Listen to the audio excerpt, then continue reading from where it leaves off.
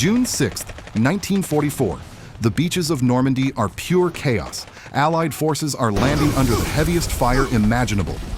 Machine gun nests pour bullets into the surf, artillery shells explode across the sand, and entire platoons vanish before they reach the seawall.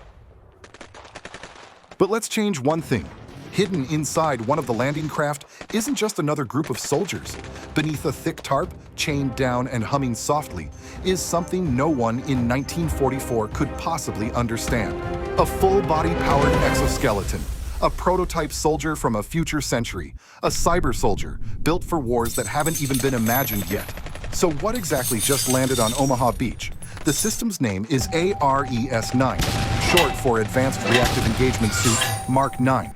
It's a one-man weapons platform designed to merge human instinct with machine precision. The pilot, sealed inside, is surrounded by a layer of composite armor made from carbon nanotubes, reactive ceramics, and self-healing polymers. The suit's hydraulic frame multiplies strength by 10.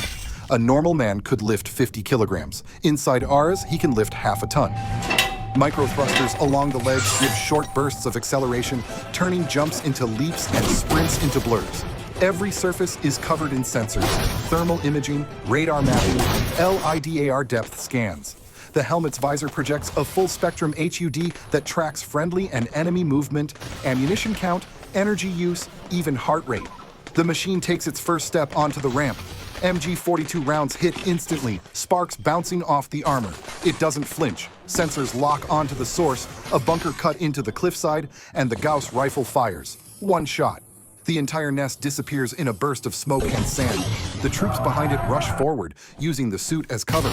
Within seconds, the cyber soldier establishes a firing line, neutralizing targets one after another.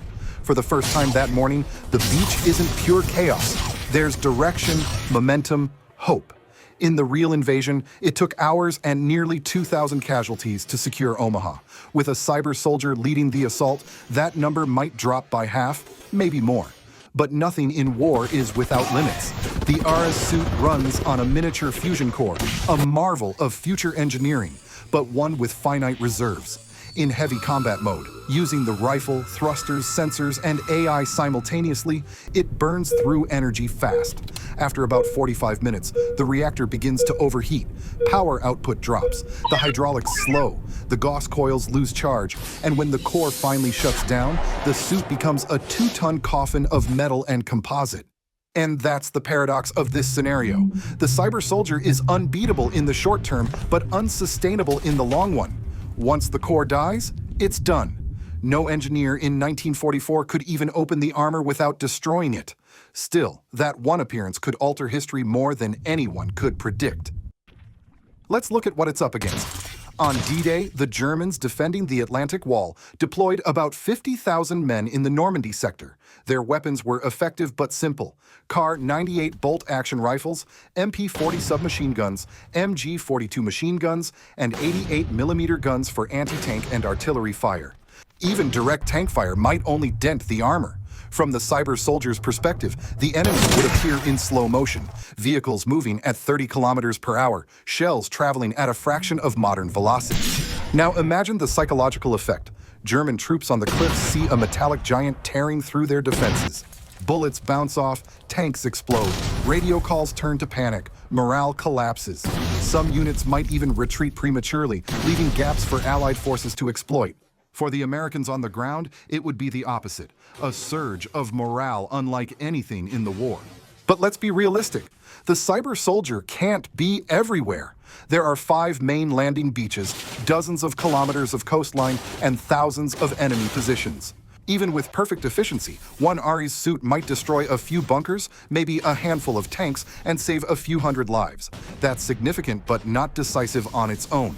The invasion's success still depends on logistics, artillery support, weather, and sheer numbers. The suit is a force multiplier, not a miracle. And once it's out of power, the battle goes on without it. So, could a cyber soldier change D-Day? Absolutely. But only in scale, not in outcome. The invasion would still happen, Germany would still fall, but perhaps faster with fewer dead. And after that, war would never look the same again.